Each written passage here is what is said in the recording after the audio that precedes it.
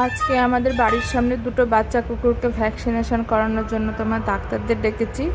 আমরা ব্যাঙ্গালোরে যেখানে তোমার থাকি তার সামনেই তোমার কুকুররা থাকে। তো দুটো বাচ্চা ওদের জন্ম থেকেই আমরা দেখছি, মানে ছোটোবেলা থেকে।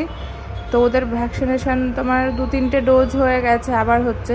কারণ প্রথম ভ্যাকসিনেশন যখন শুরু হয় তখন তোমার ডোজগুলো একসাথে দেয় না, মানে যেগুলো দেওয়ার 28 দিন, 15 দিন, 3 মাস এরকম পরপর, বা 1 মাস পরপর এরকম করে শুরু হয়। তারপরের ভ্যাকসিনেশনগুলো সব একসাথে দিয়ে দেয়। তো তোমার ডেকেছিলাম লোক, সুপার টেল বলে একটা অ্যাপ আছে, ওখানে বুক করলে তারা বাড়িতে এসে করে যায়। কারণ এদেরকে হসপিটাল নিয়ে যাওয়া খুব মুশকিল হয়। আর তোমার বাচ্চাগুলোও খুব ভালো, ধরা দিয়ে দেয় একটু খাবার দিলে। তো আমি বিস্কুট এনেছিলাম, ওরা বিস্কুট খেতে খুব ভালোবাসে, একটু করে দিচ্ছি। কারণ ভ্যাকসিনেশনের সময় পুরো খাবার দেওয়া যায় না, বমি করে দিতে পারে।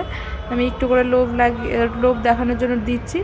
তো একটার হয়ে গেছে, এটা ভাইটা, বোনটার হয়ে গেছে। আর লালু দেখো না, লালু তোমার ওই শুধু ঘুরে বেড়াচ্ছে এর আশেপাশে, কিন্তু ডাক্তার যদি ওকে ধরতে যায় তাহলে পালিয়ে যাচ্ছে।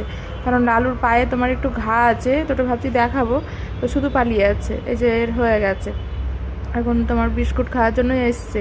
না তো ধরা যাবে না বিস্কুট না দিলে। ওর বোনটা কোথায় গেল কি জানি, দাঁড়াও দেখি।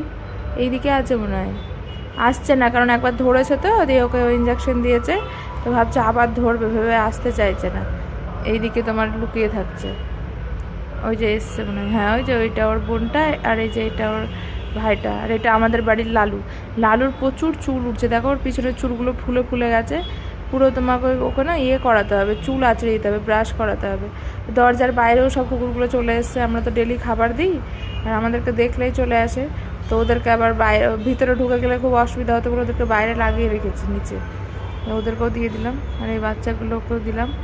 বাচ্চাগুলোর ভ্যাকসিনেশান আবার হবে তোমার 21 দিন পরে বলেছে।